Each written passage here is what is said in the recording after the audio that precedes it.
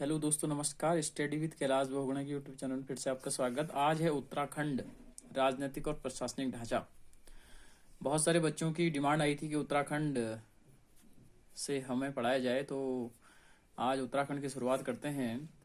उत्तराखंड का राजनीतिक और प्रशासनिक ढांचा कैसा रहा है, तो शुरुआत करते हैं कि उत्तराखंड किस राज्य से अलग हुआ। जैसे कि आप सब जानते हैं, यूपी से।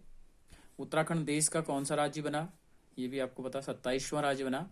लेकिन जैसे 2019 में जम्मू कश्मीर अलग हुआ तो इसका क्रम 26वां माने जाने लग गया। हिमालयी राज्यों में उत्तराखंड का क्रम बहुत बार आया है प्रश्न, 11वां क्रम। हिमालय राज्यों में उत्तराखंड का क्रम कौन सा है, तो 11वां। उत्तराखंड का जो उत्तरांचल से उत्तराखंड नाम कब दिया गया, तो 1 जनवरी 2007 इसका नाम उत्तरांचल से उत्तराखंड पड़ा। प्रदेश सरकार द्वारा राज्य के लिए प्रतीक चिन्हों का निर्धारण कब किया गया, तो 2001। बहुत बार प्रश्न पूछा जा चुका है। उत्तराखंड राज्य चिन्ह क्या है, तो एक गोलाकार मुद्रा में 3 पर्वत चोटियों की श्रृंखला और उसके नीचे गंगा की 4 लहरों को दर्शाया गया है। बीच में स्थित चोटी अन्य दोनों चोटियों से ऊंचा है और उसके मध्य में अशोक की लाट अंकित है। अशोक की लाट के नीचे मुंडकोपनिषद से लिया गया वाक्य सत्यमेव जयते है। ये प्रश्न बहुत बार बनाया है कि सत्यमेव जयते कहाँ से लिया गया है, तो मुंडकोपनिषद से लिया गया है। अशोक की लाट के नीचे सत्यमेव जयते लिखा है, यह कहाँ से लिया गया है, तो मुंडकोपनिषद से।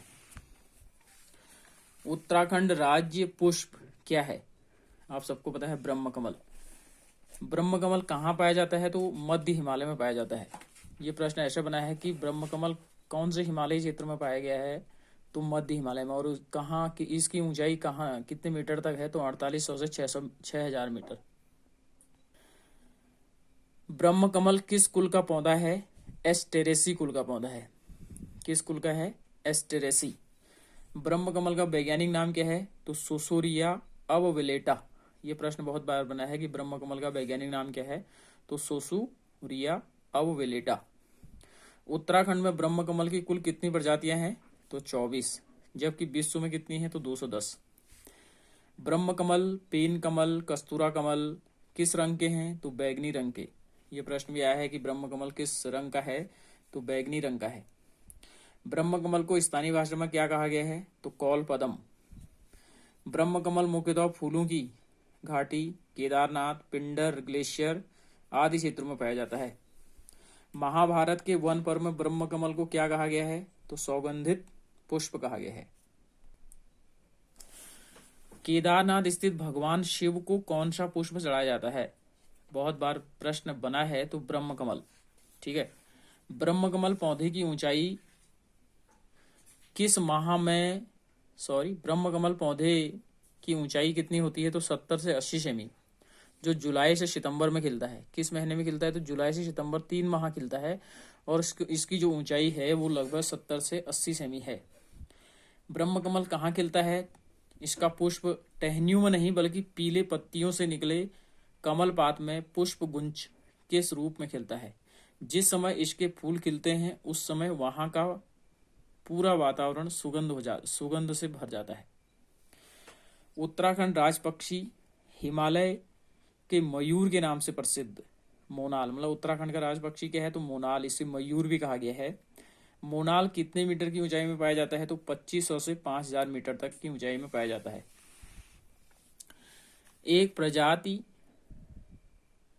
दो पक्षियां एक ही प्रजाति की हैं, उनके नाम बताने हैं। एक तो मोनाल है, दूसरा डफिया है। मोनाल मादा पक्षी है, जबकि डफिया नर पक्षी है। हिमाचल प्रदेश और नेपाल का राष्ट्रीय पक्षी क्या है, मोनाल। ये प्रश्न भी बना है कि हिमाचल प्रदेश या उत्तराखंड के अलावा किन प्रदेशों का राष्ट्रीय पक्षी मोनाल है, तो हिमाचल प्रदेश और नेपाल देश का। मोनाल का वैज्ञानिक नाम भी बहुत बार आया है, लोफोफोरस इम्पीजेनस। लोफोफोरस इम्पीजेनस किसका वैज्ञानिक नाम है, तो मोनाल का। मोनाल की कितनी प्रजातियां हैं, तो 4। मोनाल को उत्तराखंड, कश्मीर, असम तथा नेपाल में स्थानीय भाषा में क्या कहते हैं, तो मन्याल या मुनाल। प्रश्न आया है कि उत्तराखंड, कश्मीर, असम, नेपाल में स्थानीय भाषा में मोनाल को क्या कहते हैं, तो मन्याल या मुनाल। मोनाल का रंग नीले, काले, हरे तथा इसी पक्षी मतलब इस मोनाल के पक्षी की जो पूंछ होती है वो हरी रंग की होती है। मोर की तरह इसके नर के सिर पर रंगीन कलगी होती है। कौन सा पक्षी अपना घोंसला नहीं बनाती है अपितु किसी चट्टान या छिद्र में अंडे देती है? तो मोनाल। किसका प्रिय भोजन आलू के अलावा वनस्पति, कीड़े और मकोड़े हैं? तो मोनाल।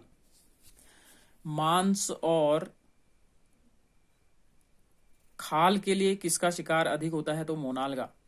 उत्तराखंड का राज पशु क्या है? कस्तूरी मृग, जो 3600 से 4400 मीटर की ऊंचाई पर पाया जाता है। कस्तूरी मृग केदारनाथ, फूलों की घाटी, उत्तरकाशी और पिथौरागढ़ में पाए जाते हैं। उत्तराखंड के अलावा कश्मीर, हिमाचल प्रदेश और सिक्किम। ये प्रश्न भी बनाया है कि कस्तूरी मृग उत्तराखंड के अलावा किन राज्यों में पाया जाता है? तो कश्मीर, हिमाचल प्रदेश और सिक्किम।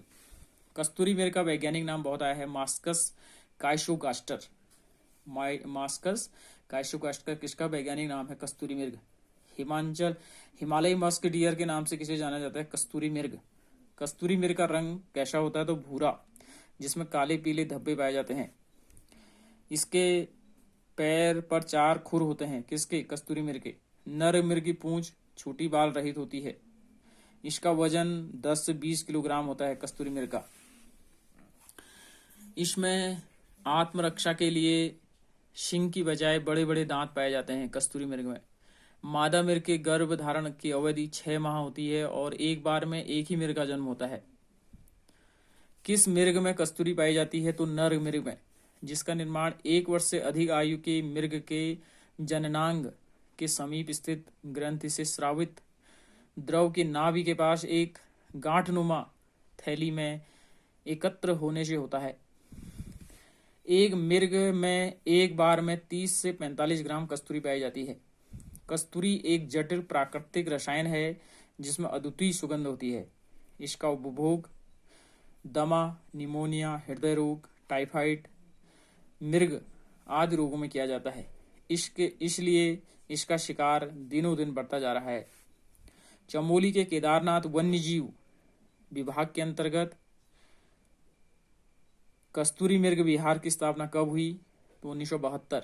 चमोली के केदारनाथ में कस्तूरी मृग विहार की स्थापना कब हुई? तो 1972। इस कितना क्षेत्र में फैला है? तो 967.2 वर्ग क्षेत्र में फैला हुआ है। ठीक है। 1972 में ये यूपी सरकार का हिस्सा था। मेहरूडी कस्तूरी मृग अनुसंधान केंद्र की स्थापना कब हुई? बहुत बार आया है, 1977। अस्कोड अभ्यारण्य की स्थापना कब और कहाँ हुई? 1986 पिथौरागढ़। अस्कोड अभ्यारण्य की स्थापना कब हुई? तो 1986 पिथौरागढ़। कांचुला खर कस्तूरी मृग प्रजनन और संरक्षण केंद्र की स्थापना कब और कहाँ हुई? तो 1982 चमोली जिले में हुई। वन्य जीव गणना 2005 के अनुसार कस्तूरी मृग की संख्या 274 हो गई है। उत्तराखंड राज वृक्ष क्या है? तो बुरांश।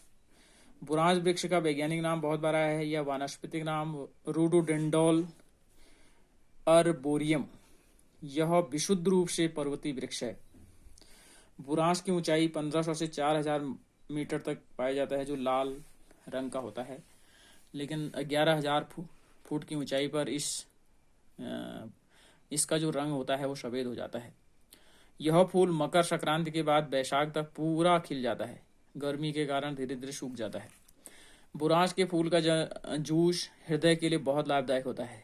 जो हृदय रोग वाले होते हैं वो बुरांश का जूस ज़्यादा पीते हैं, यह उनके लिए लाभदायक होता है। बुरांश के अवैध कटान के कारण वन अधिनियम 1974 में इसे संरक्षित वृक्ष घोषित किया गया। प्रश्न बन सकता है कि बुरांश को कब संरक्षित वृक्ष घोषित किया गया? तो 1974। बहुत इंपॉर्टेंट। तो कल फिर उत्तराखंड के बारे में दूसरा वीडियो लाएंगे। तब तक के लिए इजाजत दीजिए। नमस्कार।